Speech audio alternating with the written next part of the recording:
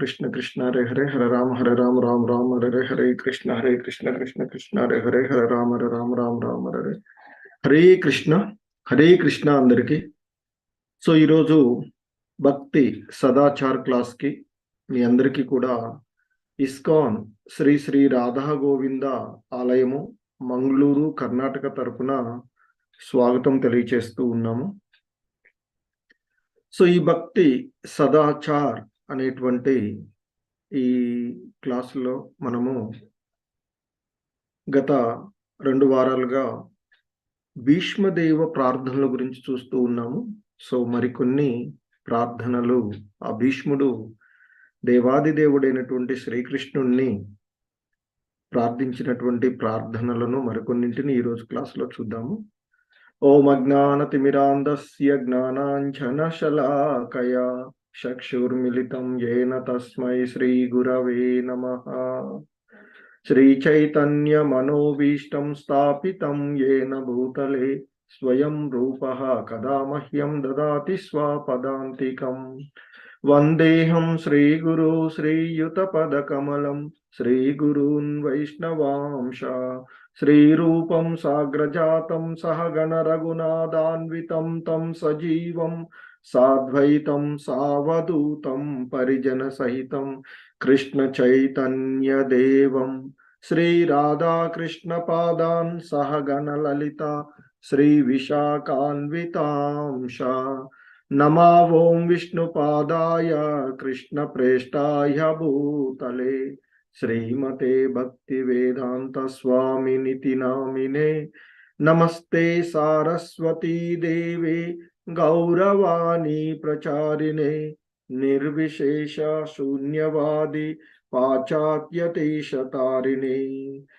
హే కృష్ణ కరుణా సింధు దీనబంధో జగత్పతే గోపేశ గోపికా కాంత రాధా కాంత నమోస్తుతే.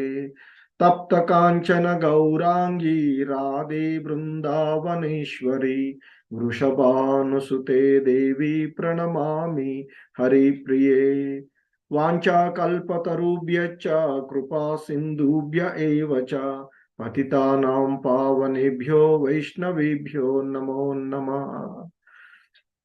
జయ శ్రీ కృష్ణ చైతన్య ప్రభు నిత్యానంద శ్రీ అద్వైత గదాధర శ్రీవాసాధి గౌర భక్త బృంద.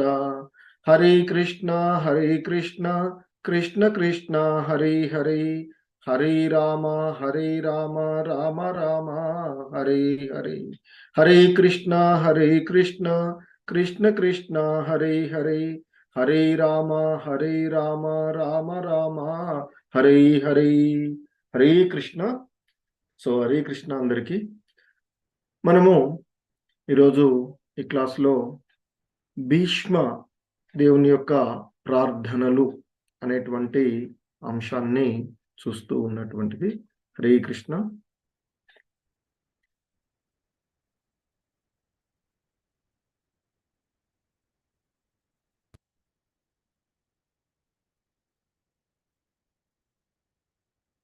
సో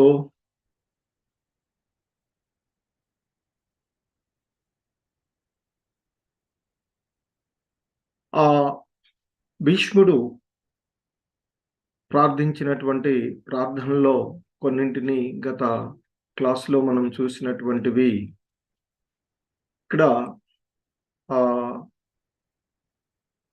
భీష్మ పితామహుడు ఆయన్ని కీర్తిస్తూ ఉంటాడు. సో గత వారం క్లాసులో చూసి రణరంగమునందు ఆ గుర్రపు డెక్కల వలన కలిగిన రేగినటువంటి ధూళిచే కదులుతూ ఉన్నటువంటి శ్రీకృష్ణుని ఆ ముంగురులు దూసర వర్ణంగా మారెను. శ్రమ కారణమున అతని యొక్క ముఖము స్వేద బిందువులతో శోభిల్లెను. నా వాడి అయినటువంటి బాణముల చేత కలిగిన గాయములతో మరింతగా సుసంపన్నములైన అయి ఈ శృంగారములన్నింటి ఎందును అతడు ఆనందముగొనెను. అటువంటి శ్రీకృష్ణుని యందు నా మనసు సంలగ్నమగుగాక అంటూ ఆయన ఆ భగవంతుణ్ణి చేసినటువంటిది. అలాగే ఇంకా ఆయన ఆ భగవంతుణ్ణి కీర్తిస్తూ ఈ విధంగా అంటాడు. మిత్రుడైనటువంటి అర్జునుని యొక్క ఆజ్ఞకు బద్ధుడై కురుక్షేత్ర రణరంగమునందు అర్జునుడు మరియు దుర్యోధనుని సేనల నడుమ ప్రవేశించినటువంటి శ్రీకృష్ణుడు అచ్చట తన కరుణాదృక్కులచే శత్రుపక్ష సైన్యము వారి యొక్క ఆయువుని తగ్గించెను.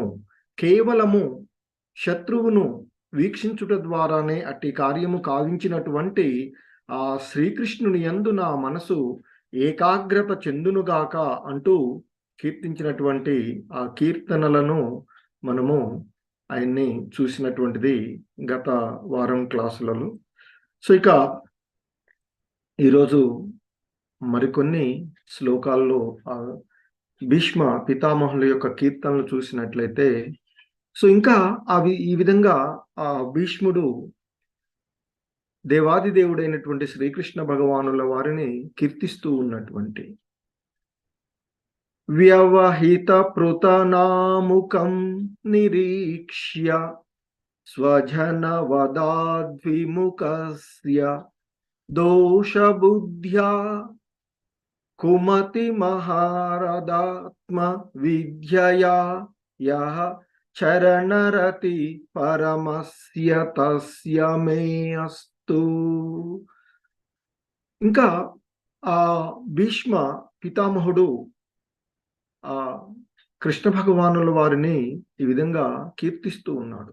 యుద్ధరంగమున తన ఎదుట నిలిచి ఉన్నటువంటి సైనికులను, సేనా నాయకులను గాంచి అర్జునుడు మోహవశుడైనట్లు గోచరించగా శ్రీకృష్ణుడు ఆధ్యాత్మిక జ్ఞానము నొసగుట ద్వారా అతని అజ్ఞానమును నశింపచేసెను. అట్టి దేవదేవుని చరణకమలమయందు సదా నాకు ఆసక్తి కలుగుగాక అంటూ ఇంకా ఆ భీష్మ పితామహుడు కృష్ణ భగవానుల వారిని కీర్తిస్తూ ఉన్నటువంటి అంశం. ఆయన అంతకు ముందు చెప్పినట్లుగా ఆ మిత్రుడైనటువంటి కురుక్షేత్ర రణరంగమునందు కురుక్షేత్ర యుద్ధంలో శ్రీకృష్ణ భగవానుడు అర్జునుడి యొక్క రథసారథిగా ఉన్నటువంటి పరిస్థితి. సో మరి ఆ రథసారథిగా ఉన్నటువంటి శ్రీకృష్ణుడు అర్జునుడి యొక్క ఆజ్ఞకు బద్ధుడై, సాధారణంగా దేవాది దేవుడైనటువంటి శ్రీకృష్ణ భగవానుడు దేవాది దేవుడు, మరి ఆ దేవాది దేవుడు ఎవరి యొక్క ఆజ్ఞలకు బద్ధుడై ఉండవలసినటువంటి అవసరం లేనటువంటిది. కానీ తన యొక్క శుద్ధ భక్తుల కోరికలను నెరవేర్చడానికి భక్తులకు ఆయన ఆజ్ఞ అంటే వారి యొక్క ఆజ్ఞలకు బద్ధుడై ఉంటారు అనేటువంటి అంశాన్ని మనము ఆ కురుక్షేత్ర రణరంగంలో యుద్ధం జరుగుతూ ఉన్నటువంటి సందర్భంలో చూడవచ్చు. ఎందుకంటే తన యొక్క భక్తుడు మిత్రుడు అయినటువంటి అర్జునుడికి రథసారథిగా ఉన్నటువంటి ఆయన మరి ఆ సైన్యంతో యుద్ధం చేసేటువంటి సైన్య నాయకుడుగా ఉన్నటువంటి అర్జునుడు ఏ విధంగా తన రథాన్ని నడపమంటే ఆ విధంగా నడపవలసినటువంటి పరిస్థితి చూస్తుంది. సో ఆ విధంగా అర్జునుడి యొక్క ఆజ్ఞకు బద్ధుడైనట్లుగా ఆ కృష్ణ భగవానుడు అక్కడ గోచరించి ఆ అర్జునుడి యొక్క రథాన్ని పాండవులు మరియు కౌరవుల యొక్క సైన్యముల నడుమ నిలిపి అక్కడ నిలపడమే కాదు, ఆయన చెప్తూ ఉన్నారు భీష్ముడు ఆయన యొక్క కరుణా దృక్కుల చేత, అంటే ఆ దేవాది దేవుడైనటువంటి శ్రీకృష్ణుని యొక్క కరుణమైనటువంటి ఆ దయా అయినటువంటి ఆ చూపుల ద్వారా అక్కడ ఉన్నటువంటి ఆ శత్రుపక్షంలో, ముఖ్యంగా అంటే ఆ దుర్యోధనుడి పక్షాన ఉన్నటువంటి ఆ సైన్యములో ఉన్నటువంటి నాయకుల యొక్క ఆ సైన్యము యొక్క ఆయువును తగ్గించాడు అని చెప్తున్నారు. మరి ఆ విధంగా కేవలము ఆయన యొక్క చూపుల ద్వారానే ఆయువును తగ్గించినటువంటి, అంటే శత్రువును చూడడం ద్వారానే ఆ విధమైనటువంటి కార్యాన్ని గాంచగలిగినటువంటి దేవాది దేవుడైనటువంటి శ్రీకృష్ణునికి ఆయన యందు నా మనసు ఏకాగ్రత చెందునుగాక అంటూ ఆయన చెప్పినటువంటిది.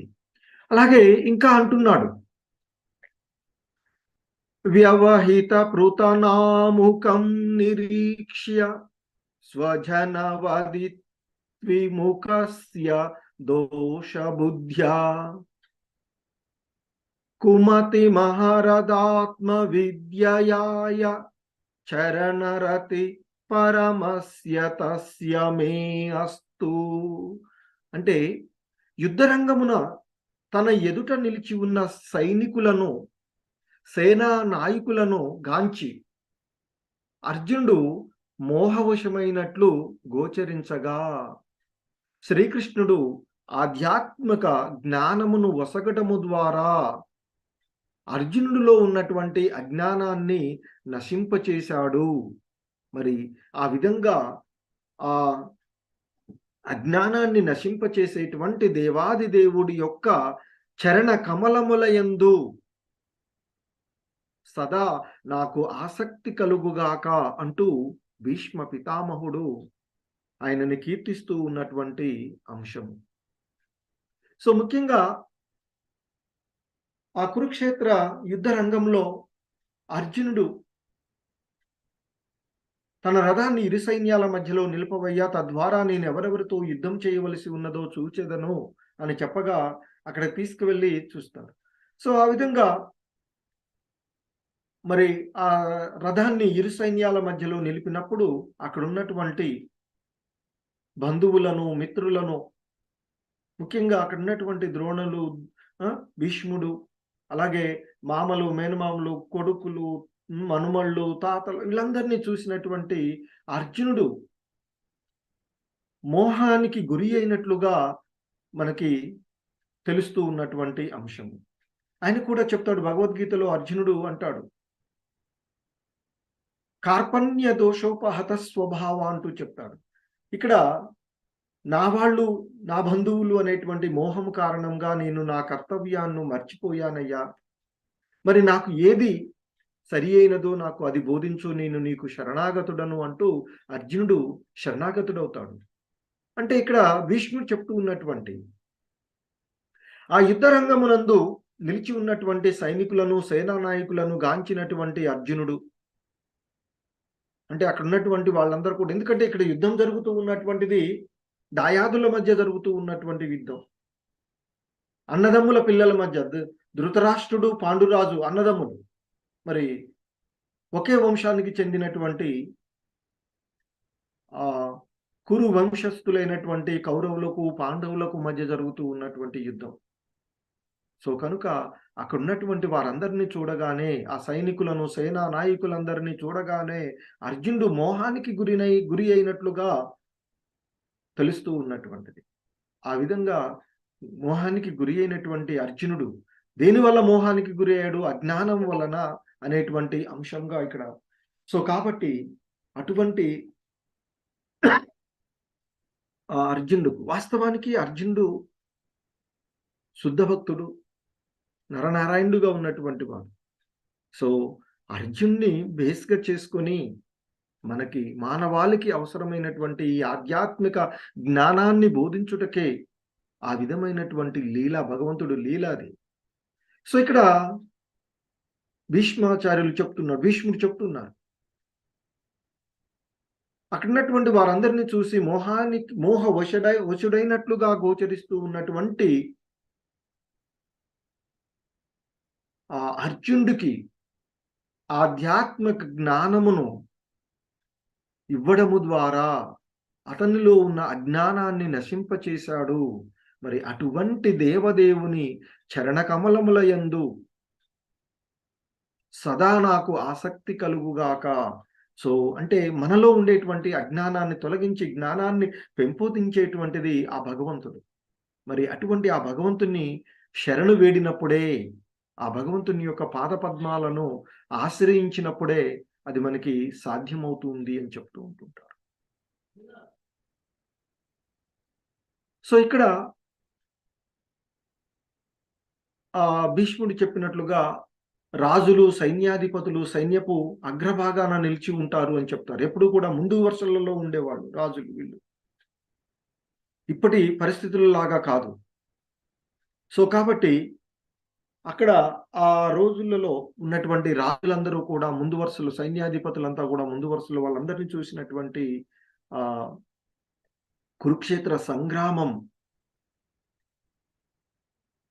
ఇక్కడ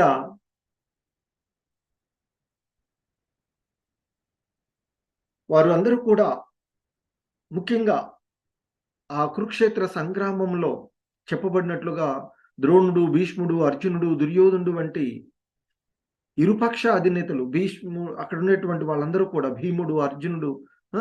అందరూ కూడా, ధర్మరాజు అందరూ కూడా స్వయంగా యుద్ధంలో పాల్గొన్నటువంటి పరిస్థితి. అలాగే యుద్ధం కూడా సాధారణమైనటువంటి పౌరుల యొక్క నివాసాలకు దూరంగా జరుగుతూ ఉండేటువంటిది ఆ రోజుల్లో. సో, అందుకే కురుక్షేత్రం అనేటువంటి ప్రదేశంలో యుద్ధాన్ని ఏర్పాటు చేసినటువంటిది. సో, ఆ విధంగా ఉండేటువంటి పరిస్థితులను కూడా మనం ఇక్కడ గమనించవలసినటువంటిది. అలాగే ఆ భగవంతుడు కరుణా హృదయం కలిగినటువంటి వాడు కనుకనే ఆ భక్తుల విషయంలో ఆయన ఎప్పుడూ కూడా వారికి రక్షణగా ఉండేటువంటి వాడు కృష్ణుడు. మరి అటువంటి ఆ కృష్ణ భగవానులు మనకి భగవద్గీతలో కూడా 4వ అధ్యాయంలో తెలియబడినటువంటిది. అర్జునుడు శ్రీకృష్ణునికి నిత్య సఖుడు అని చెప్తారు. మరియు భక్తుడైనటువంటి కారణంగా ఆయన యొక్క బుద్ధి వాస్తవానికి ఏ విధంగా కలుషితమయ్యేటువంటిది కాదు అని చెప్తారు శ్రీల ప్రభుపాదుల వారు భాగవతం భాష్యంలో చెప్తూ ఉంటుంటారు. వాస్తవానికి ఇక్కడ అంటే కేవలము బాహ్యానికి మాత్రమే అర్జునుడు ఆ విధంగా మోహానికి గురి అయినట్లుగా లేదా బుద్ధి కలుషితమైనట్లుగా చెప్పబడుతూ ఉంది అని చెప్తూ ఉంటుంటారు. మరి ఆ విధంగా బయటకు బాహ్యానికి అర్జునుడి యొక్క బుద్ధి కలుషితమైనట్లుగా కావించబడినది లేకపోయినట్లయితే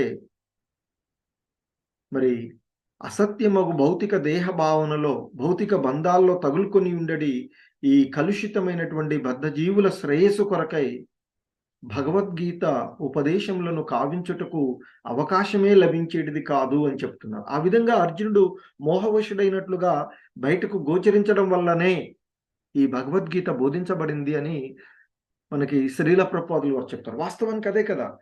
కురుక్షేత్ర రణరంగంలో ఆయన అర్జునుడు అక్కడున్నటువంటి బంధువులను చూసి, అయ్యో! వీరందరిని చంపుకోవడమా అని ఆలోచన రావడం వల్లేనే కదా భగవంతుడు ఆ భగవద్గీతను బోధించింది.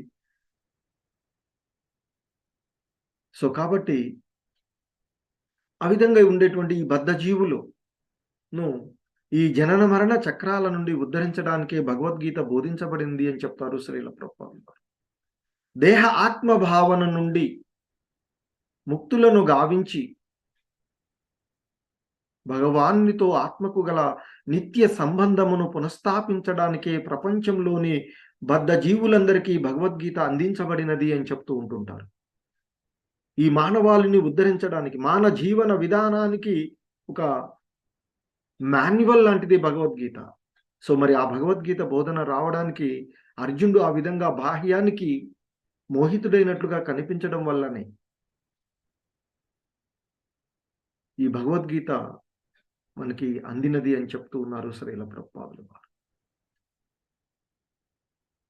ఈ భగవద్గీతను విశ్వమందలి సర్వజీవుల లాభం కోసమే శ్రీకృష్ణ భగవానుడు ఈ ఆత్మ విద్యను అంటే భగవద్గీత ఏంటి ఆత్మ విద్య అంటే భగవాన్ని గుర్చినటువంటి ఆధ్యాత్మిక జ్ఞానాన్ని ఆయన మనకి బోధించినటువంటి అంశం.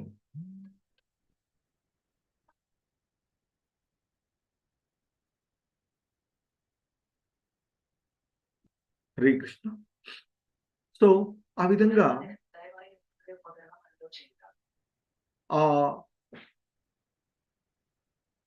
భీష్మ పితామహుడు శ్రీకృష్ణ భగవానుల్ని కీర్తిస్తూ ఉన్నటువంటి శ్లోకాల్లో ఒక అంటే ప్రార్థన మనం చూసినటువంటిది. మరొక ప్రార్థన భీష్మ పితామహుడు కృష్ణ భగవానుల గురించి. సో ఇంకా ఆయన ఈ విధంగా అంటూ ఉన్నాడు. స్వనిగం అపహాయ మత్ప్రతిజ్ఞా మృతమధికర్తుమవప్లుతోరతస్తః ద్రుతరథచరణోభ్యయాచలద్గు హరిరివ హంతుమిభం గతోత్తరీయః.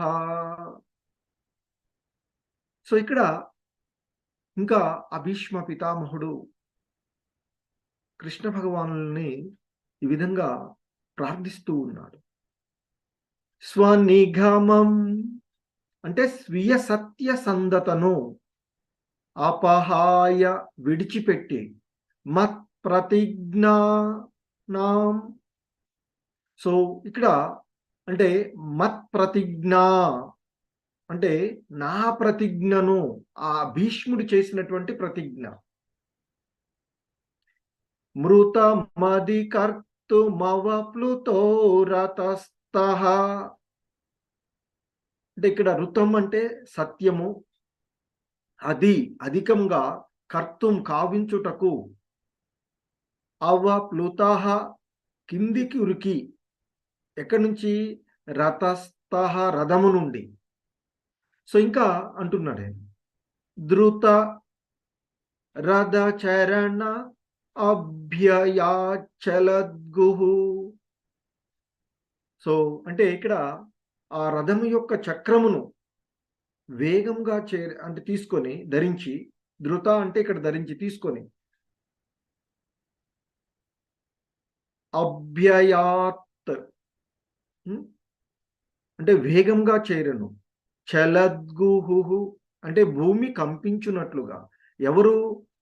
హరిరివ అంటే హరిహి అంటే సింహము వలె, ఇవ అంటే వలె, సింహము వలె, హరిరివ సింహము వలె, హంతుమిభం అంటే చంపడానికి వచ్చాడు, గత ఉత్తరీయః అంటే గత అంటే జారిపోయెను, ఉత్తరీయః అంటే ఉత్తరీయం. సో ఇక ఆ భీష్మ పితామహుడు ఈ విధంగా అంటున్నాడు, తన ప్రతిజ్ఞను వదిలిపెట్టి, ఎవరు? శ్రీకృష్ణ భగవానుడట. ఆయన యొక్క ప్రతిజ్ఞను వదిలిపెట్టి నా కోరికను పూర్ణము చేయుచు అతడు రథము నుండి కిందికి ఉరికి రథచక్రమును చేపట్టి ఏనుగును సంహరించుటకు సింహము చెలడి రీతి వేగంగా నా వైపుకు పరుగు తీసెను. మార్గమధ్యమున అతని ఉత్తరీయము కూడా జారిపోయెను. అంటే ఆ కురుక్షేత్ర రణరంగంలో జరుగుతూ ఉన్నటువంటి సంఘటనను ఇక్కడ ఆయన గుర్తు చేసుకుంటూ చెప్తున్నాడు. ఎందుకంటే ఆ కురుక్షేత్ర యుద్ధము జరుగుతూ ఉన్నటువంటి సందర్భంలో అది వాస్తవానికి ఆ కురుక్షేత్ర యుద్ధము నియమములపై ఆధారపడి జరుగుతూ ఉన్నటువంటి ఆ మిత్రుల నడుమ జరుగుతున్న యుద్ధం వల్లే క్రీడా భావము గోచరించెను అని చెప్తారు శ్రీల ప్రభుపాదుల వారు. అయితే ఆ కురుక్షేత్ర యుద్ధం జరుగుతూ ఉన్నటువంటి సందర్భంలో, ఎందుకంటే భీష్ముడు చాలా అంటే ఆ యుద్ధంలో అందరినీ సంహరించగలిగేటువంటి ధీరుడు. ఆ పరిస్థితులలో మరి భీష్ముడు పూర్తిగా తన యొక్క సామర్థ్యాన్ని ఉపయోగించి పాండవులపైన యుద్ధం చేయట్లేదు అనేటువంటిది ఆ దుర్యోధనుడి యొక్క విమర్శ జరుగుతూ ఉంటుంది. ఎందుకంటే వాస్తవానికి ఇక్కడ భీష్ముడు ఎవరు కూడా పాండవుల్లో నుండి కానీ ఎవరు కూడా ఆయన్ని ఎదుర్కొని ఆయన్ని ఓడించేటువంటి సామర్థ్యం ఉన్నటువంటి వాళ్ళు కాదు. మరి భీష్ముడు కౌరవుల వైపు ఉన్నప్పటికీ కూడా పాండవులు ఆ యుద్ధంలో విజృంభిస్తూ ఉన్నటువంటి సందర్భం. అది గమనించినటువంటి దుర్యోధనుడు భీష్ముడు తన యొక్క పితృవాత్సల్యము కారణంగా, ఎందుకంటే అటు కౌరవులు ఇటు పాండవులు ఇద్దరు కూడా ఆయనకి బంధువులే కదా, మనుమలు వీళ్ళంతా కూడా. కౌరవులు పాండవులు ఎవరైతే ఉన్నారో దుర్యోధన దుశ్శాసనాదులు, ధర్మరాజు, భీముడు, అర్జునుడు, నకుల సహదేవులు వీళ్ళంతా కూడా మనుమలు. సో ఆ విధంగా ఉన్నటువంటి పితృవాత్సల్య కారణంగా నీవు యుద్ధంలో అర్జున్ని సంహరించట్లకు విముఖత చూపెడుతూ ఉన్నావు, నువ్వు సరిగా యుద్ధం చేయట్లేదు అని దుర్యోధనుడు ఆ భీష్ముణ్ణి విమర్శిస్తాడట. సాధారణంగా ఒక క్షత్రియుడైనటువంటి వాడు ఏ విషయాన్నైనా భరించగలడు, కానీ యుద్ధంలో అవమానం జరిగితే సహించలేడు. సో ఇక్కడ ఆ నీతి చతుర్ఘ్నుడిగా ఉన్నటువంటి దుర్యోధనుడు కూడా అదే విధంగా ఆ భీష్ముణ్ణి విమర్శిస్తాడు. నీవు పితృవాత్సల్యం వలన పాండవులను సంహరించట్లేదు, ముఖ్యంగా అర్జునుడిని నువ్వు సంహరించట్లేదు అని విమర్శిస్తే, అప్పుడు ఇక పాండవులను వధించటానికి ఆయన ప్రత్యేకమైనటువంటి తన మనవుడైనటువంటి దుర్యోధనుడితో అంటాడు. దుర్యోధనుడి తరపున యుద్ధం కౌరవుల వైపున యుద్ధం చేస్తున్నాడు కదా భీష్ముడు, అంటాడట, రేపు నేను ఖచ్చితంగా ఈ పాండవులను వధిస్తాను అని చెప్పేసి వారిని వధించేటువంటి ప్రయోజనం కోసము ఒక ప్రత్యేకమైనటువంటి ఆయుధములతో నేను వారిని రేపు వధిస్తాను అని భీష్ముడు ప్రతిజ్ఞ చేస్తాడు. ఇక దానికి సంతృష్టి చెందినటువంటి ఆ దుర్యోధనుడు, నువ్వేదైతే ఈ ఆయుధాలను తయారు చేశావో, 5గురిని సంహరించడానికి ఆయుధాలను తయారు చేశావో, ఈ ఆయుధాలను నా దగ్గర ఉంచుకుంటాను, రేపు మార్నింగ్ నీకు యుద్ధం సమయానికి, నీకు మరునాడు యుద్ధ సమయానికి నేను అందజేస్తాను అని ఆ దుర్యోధనుడు ఆ భీష్ముడు ఏదైతే తయారు చేసుకున్నాడో 5 ఆయుధాలను, ఆ ఆయుధాలను పాండవులందరినీ కూడా సంహరించడానికి తయారు చేసుకున్నటువంటి ఆయుధాలని దుర్యోధనుడు తన దగ్గర ఉంచుకుంటానని ఉంచుకుంటాడట. అయితే మరి ఈ విషయాన్ని గమనించినటువంటి ఆ దేవాది దేవుడైనటువంటి శ్రీకృష్ణుడు అర్జునుడితో చెప్తాడట, అర్జున, నీవు ఒక పని చేయవలసినటువంటి సమయం ఆసన్నమైనది. దుర్యోధనుడి దగ్గర 5 ఆయుధాలు ఉన్నవి. నీకు దుర్యోధనుడు ఒకప్పుడు మాట ఇచ్చాడు, ఆ మాట ఒక ప్రతిజ్ఞ చేశాడు నీకు, ఆ మాట నెరవేర్చుకునేటువంటి అవకాశం ఆయనకు వచ్చింది. వెళ్ళి నువ్వు ఆయుధాలను తీసుకొచ్చుకో, 5 ఆయుధాలు అడిగేసి తీసుకొచ్చుకో అని అంటాడట. సో ఇక అర్జునుడు దుర్యోధను దగ్గరికి వెళ్తే సాధారణంగా అప్పుడు ఇంతకుముందు చెప్పినట్లుగా కురుక్షేత్ర యుద్ధ నియమాలపై ఆధారపడింది. యుద్ధ రంగంలో ఉన్నప్పుడు మాత్రమే శత్రువులు ఒక్కొక్కరికొకరు. ఆ తర్వాత ఈ అర్జునుడు వెళ్ళగానే దుర్యోధనుడు సాధారణంగా ఆహ్వానపరుస్తాడు. ఏమిటి అర్జున ఇటు వచ్చావంటే, దుర్యోధన, నువ్వు నాకు ఒకప్పుడు నేను అడిగిన వరం తీరుస్తానని ప్రతిజ్ఞ చేశావు, సో ఈరోజు నాకు అది అవసరమవుతుంది అంటే, వెంటనే దుర్యోధనుడు అంటాడు, అర్జున అడుగు, ఏం కావాలి, నువ్వు నీకు అన్నాను మాట నాకు గుర్తుంది అంటే, సో నీకు భీష్ముడు తయారు చేసుకున్నటువంటి ఆయుధాలు ఉన్నాయి కదా, ఆ శరాలు 5 ఉన్నాయి కదా, అవి నాకు ఇచ్చేయి అంటాడు. సో అవి తెచ్చేసుకుంటాడు, వాటిని అర్జునుడికి ఇచ్చేస్తాడు. సో ఇదంతా ఆ శ్రీకృష్ణుడి యొక్క మాయ ఏర్పాటేనని, పన్నాగమేనని భీష్ముడు తెలుసుకుంటాడు. తెలిసి ఇక ఆ రోజు భీష్ముడు మరొక ప్రతిజ్ఞ చేస్తాడట. మరునాడు ఆ శ్రీకృష్ణుడి చేత నేను ఆయుధం పట్టించి తీరుతానని ప్రతిజ్ఞ చేస్తాడట. అలా కాకపోయినట్లయితే అతని మిత్రుడైనటువంటి అర్జునుడు నిహతుడు కాగలడు అని ప్రతిజ్ఞ చేస్తాడట. సో ఇక ఆ విధంగా ప్రతిజ్ఞ చేసి మరుసటి రోజు యుద్ధ భూమిలో ఆ భీష్ముడు అతి పరాక్రమంతో యుద్ధం చేస్తూ ఉంటే ఆ కృష్ణార్జునులు ఇరువురు కూడా చిక్కును పడిపోయారు అని చెప్తారు. అర్జునుడైతే దాదాపుగా పరాజితుడయ్యాడు అని చెప్తారు. మరి ఇక మరుక్షణమే ఆ భీష్ముడి చేత అర్జునుడు నిహతుడయ్యేటువంటి పరిస్థితి, సంహరించబడేటువంటి పరిస్థితి ఏర్పడింది అని చెప్తారు. మరి తన భక్తులను కాపాడుకోవడమే కృష్ణుడి యొక్క దేవుడుగా, దేవాది దేవుడుగా ఆయన యొక్క కర్తవ్యం కనుక ఆయన చేస్తుంటాడు తను.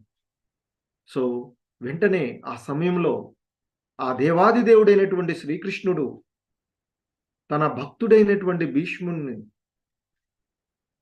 ఎందుకంటే భీష్ముడి యొక్క ప్రతిజ్ఞ ఇక్కడ భగవంతుడు భక్తవత్సలుడు, ఆయన ఇచ్చినటువంటి మాటనైనా తప్పుతాడేమో కానీ భగవంతుడు తన భక్తులు ఇచ్చినటువంటి మాట తప్పకుండా జరిగే విధంగానే చూస్తాడట భగవంతుడు. సో కాబట్టి మరి భీష్ముడు ఏమన్నాడు ప్రతిజ్ఞ? భగవంతుడు అంతకుముందు మనకు తెలుసు, అందరికి దాదాపుగా తెలుసు, అర్జునుడు దుర్యోధనుడు సహాయార్థమై ఇద్దరు వెళ్ళినప్పుడు నేను ఒక్కడిని ఒకవైపు ఉంటాను, నా సైన్యం అంతా ఒకవైపు ఉంటుంది, నేను ఒక్కడిని ఒకవైపు ఉన్నా కానీ నేను ఆయుధం పట్టి యుద్ధం చేయను అని చెప్తాడు. అయినా కృష్ణుడు కావాలి, కృష్ణుడే మాకు కావాలి అని చెప్పేసి అర్జునుడు కోరుకుంటాడు, సైన్యానంతా దుర్యోధనుడు తీసుకుంటాడు. మరి ఆ విషయం తెలిసినటువంటి వాడు కనుక భీష్ముడు ఆ కృష్ణుడు చేసినటువంటి ఆ మాయా విషయాలు గమనించినటువంటి భీష్ముడు కృష్ణుడి చేత నేను ఆయుధం పట్టిస్తాను అని ప్రతిజ్ఞ చేసినటువంటిది. మరి భీష్ముడు ఎవరు? కృష్ణ భగవానుల వారి యొక్క శుద్ధ భక్తుడు. విరోధ భావంతో ఉన్నప్పటికీ కూడా ఇక్కడ శత్రుపక్షంలో యుద్ధం చేస్తున్నప్పటికీ భీష్ముడు శుద్ధ భక్తుడు. సో కాబట్టి ఇక్కడ ఆ మరునాడు యుద్ధం జరుగుతూ ఉన్నటువంటి సమయంలో ఆ దేవాది దేవుడైనటువంటి శ్రీకృష్ణుడు తన యొక్క భక్తుడైనటువంటి భీష్మునికి ఆయన యొక్క ప్రతిజ్ఞను నెరవేర్చను. ఏంటి ఆయన చేసిన ప్రతిజ్ఞ? కృష్ణుడి చేత నేను ఆయుధం పట్టిస్తాను, శ్రీకృష్ణుడి చేత ఆయుధం పట్టించి తీరుతాను, లేకపోయినట్లయితే అతని యొక్క మిత్రుడు అర్జునుడు, భక్తుడు అయినటువంటి అర్జునుడు నిహతుడు కాగలడు అని చెప్పి ప్రతిజ్ఞ చేస్తాడు. సో కాబట్టి ఆ ప్రతిజ్ఞ, భక్తుల యొక్క ప్రతిజ్ఞ నెరవేర్చడానికి తన ఇచ్చిన మాట ఏంటి? తను ఇచ్చిన మాట భగవంతుడు నేను ఆయుధం పట్టనన్నాడు. మరి ఇప్పుడు తన భక్తుడైనటువంటి భీష్ముని యొక్క ప్రతిజ్ఞ మేరకు ఆయనకి ప్రతిజ్ఞ నెరవేర్చడం ద్వారా తన భక్తులను ఆనందింప చేయడానికి, ఇక్కడ మనం అర్థం చేసుకోవాల్సినటువంటి భక్తుల యొక్క కోరికలను నెరవేర్చడం ద్వారా ఆ భక్తులు ఆనందాన్ని పొందుతూ ఉంటారు. భక్తుల ఆనందమే ఆ భగవంతుడికి పరమానందం.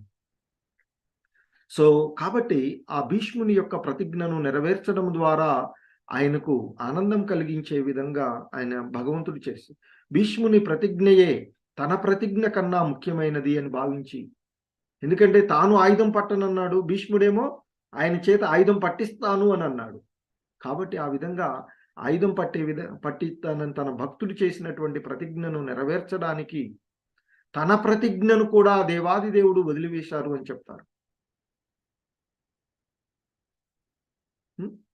అలాగే ఆయన చెప్తాడు యుద్ధం ప్రారంభం ముందు తాను ఆయుధం చేపట్టననియు ఎవరి పక్షమునకు తన బలము చూపనని శ్రీకృష్ణుడు కురుక్షేత్ర సంగ్రామపు ఆదియందు ప్రతిజ్ఞ చేసి ఉన్నారు అని చెప్తారు. శ్రీల ప్రభుపాదుల వారు మనకు బాగా గుర్తు చేస్తుంది. కానీ అర్జునుని రక్షించు నిమిత్తమై, ఎందుకంటే అర్జునుడు ఇక్కడ అంటే ఒకవేళ కృష్ణుడు ఆయుధం పట్టకపోతే అర్జునుడు హతుడయ్యేటువంటి పరిస్థితి. మరి తన భక్తుడిని రక్షించుకోవాలి కదా. అలాగే మరొక రకంగా భీష్ముడు చేసిన ప్రతిజ్ఞ, అది నెరవేర్చే విధంగా, తన భక్తుల్ని రక్షించుకునేటువంటి విధంగా ఆ రథం నుండి కిందికి ఉరికి రథచక్రాన్ని చేతబట్టి గజమును సంహరించుటకు వెళ్ళేటువంటి సింహము వలె క్రోధంతో భీష్ముని వైపుకు అతి వేగంగా పరుగు తీశాడట కృష్ణ భగవానుల వారు. అయితే మార్గమధ్యములో ఆ విధంగా ప్రయాణిస్తూ ఉన్నటువంటి, ఎందుకంటే ఎదురెదురుగా వచ్చినటువంటి 2 రథాల మధ్య కొంత దూరం ఉంటుంది కదా. సో ఎప్పుడైతే ఆ విధంగా భీష్ముడు విజృంభించి యుద్ధం చేస్తూ ఉన్నాడో, ఆ సమయంలో అర్జునుడు పూర్తి స్థాయి దాదాపుగా ఓడిపోయినటువంటి పరిస్థితి. ఇక ఆ సందర్భంలో కృష్ణుడు రథాన్ని దిగి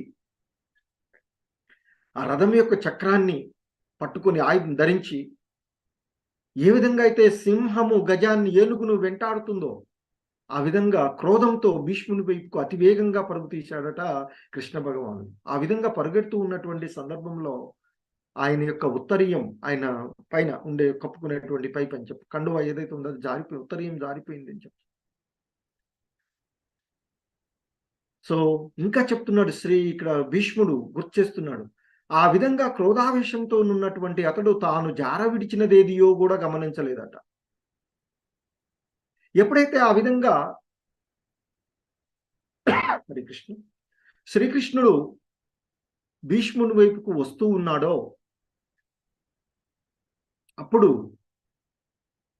ఆ భీష్ముడు తన ఆయుధాన్ని పడవేసి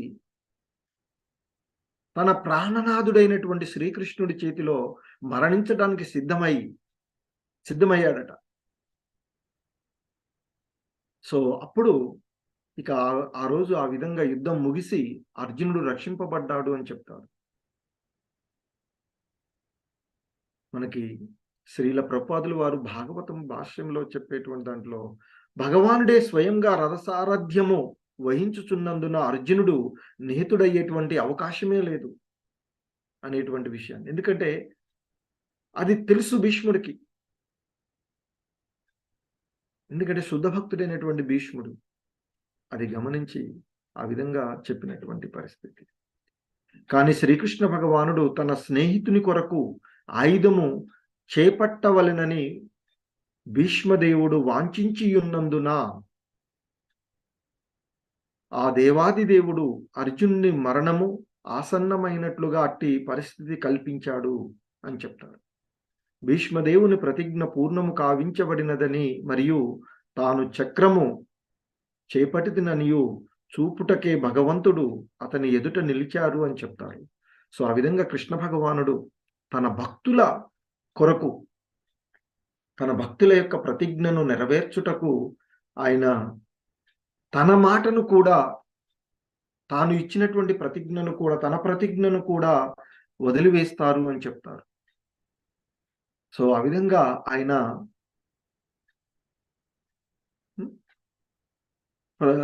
భగవంతుణ్ణి, అందుకే ఇక్కడ భీష్ముడు ఆయన్ని ప్రార్థిస్తున్నాడు, తన ప్రతిజ్ఞను వదిలిపెట్టి నా కోరికను పూర్ణం చేయుచు. భీష్ముడు అంటున్నాడు, దేవాది దేవుడైనటువంటి శ్రీకృష్ణుడు ఆయన యొక్క ప్రతిజ్ఞను వదిలేసి నేనైతే కోరుకున్నానో, ఏం కోరుకున్నాడు? కృష్ణుడి చేత ఆయుధం పట్టిస్తానని. సో మరి ఆ విధంగా నా కోరికను పూర్ణం చేయడం అంటే సంపూర్ణం చేయడానికి, నెరవేర్చుటకు అతడు అంటే ఎవరు? దేవాది దేవుడైనటువంటి శ్రీకృష్ణుడు రథము నుండి కిందికి ఉరికి రథచక్రమును చేపట్టి ఏనుగును సంహరించు సింహము వలె అతి వేగంగా నా వైపుకు పరుగు తీచెను. ఆయన మార్గమధ్యమున అతని ఉత్తరీయము కూడా జారిపోయెను అంటూ చెప్తున్నాడు. చెప్తూ ఇంకా అంటాడు, మరి ఆ విధంగా వచ్చినటువంటి ఇంకా ఆయన మరొక శ్లోకంలో ఈ విధంగా ఆయన్ని ప్రార్థిస్తాడు.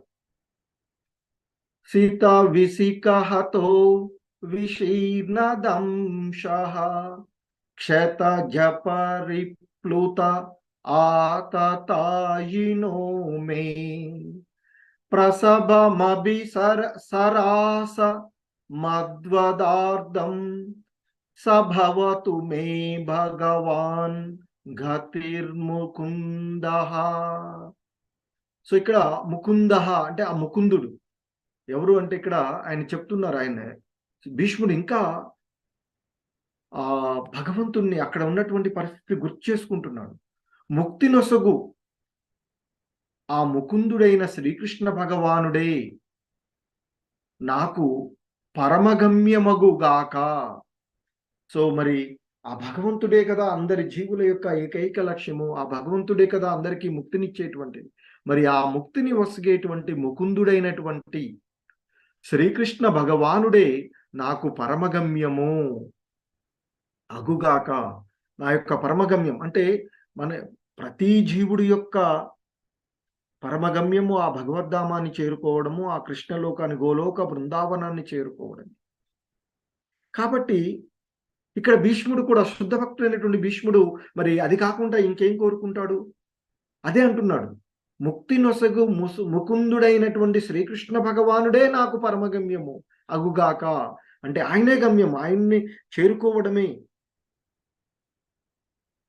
అంటూ ఇంకా ఆయన అంటున్నాడు, నా తీక్షణమైన చరములచే, ఆ తీక్షణమైనటువంటి బాణాల చేత కలిగినటువంటి గాయముల వలన క్రోధితుడైనట్లుగా అతడు యుద్ధరంగమున నన్ను వధింప సమకట్టెను. అతని కవచము ధ్వంసమై గాయముల వలన దేహము రక్తసిక్తమై ఉండెను. ఇక్కడ శ్రీల ప్రభుపాదుల వారు చాలా చక్కటి భాష్యం చెప్తారు మనకి ఈ శ్లోకానికి. కురుక్షేత్ర రణరంగంన శ్రీకృష్ణుడు భీష్మదేవుడు నడుమ జరిగిన వ్యవహారములు అత్యంత మనోహరములుగా ఉండును అని చెప్తారు. ఎందుకంటే శ్రీకృష్ణుని యొక్క కర్మలు అర్జునుడి ఎడ పక్షపాతంతో మరియు భీష్ముని ఎడ శత్రుత్వంతో అక్కడ చేసినట్లుగా కనిపిస్తూ ఉంటుంది. అదంతా బయటకు అలా కనిపిస్తూ ఉంటుంది. కానీ అదంతా కూడా పరమభక్తుడైనటువంటి ఆ భీష్మదేవుని పైన ప్రత్యేక కరుణ చూపడానికే ముఖ్యంగా ఉద్దేశించబడింది అని చెప్తూ ఉంటుంటారు. భక్తుడైనటువంటి వాడు శత్రువుగా పాత్ర పోషణ చేయుచు భగవానునికి ముదము కూర్చోగలడనుటయే, అంటే మదం కూర్చోగలుగుతాడు, ఆనందాన్ని కలగజేస్తాడు అనుటయే ఆ పరమ ఆశ్చర్యకరమైనటువంటి అంశము అంటూ కూడా చెప్తూ ఉంటారు. మరి భగవానుడు పూర్ణుడైనందువలన శత్రు రూపమునందున్న శుద్ధ భక్తుని నుండి సేవను స్వీకరింపగలడు. మరి ఆయనకి వాస్తవానికి అజితుడుగా ఉండేటువంటి ఆ భగవంతుడికి, దేవాది దేవుడికి శత్రువులు ఎవరు కూడా ఉండరు. ఒకవేళ ఉన్న నామమాత్ర శత్రువులు ఎవరు కూడా ఆయనకి హాని కలిగించలేరు. రావణాసురుడు, కంసుడు వంటి వారు ఎవరు ఉన్నా కానీ. కాబట్టి మరి శుద్ధ భక్తులు ఎప్పుడు కూడా ఆ భగవంతునికి సేవ చేసేటటువంటి వాళ్ళు మాత్రమే, అంతేకాని ఆ భగవంతునికి హాని కలిగించేటువంటి వాళ్ళు కాదు. అలాగే ఇక్కడ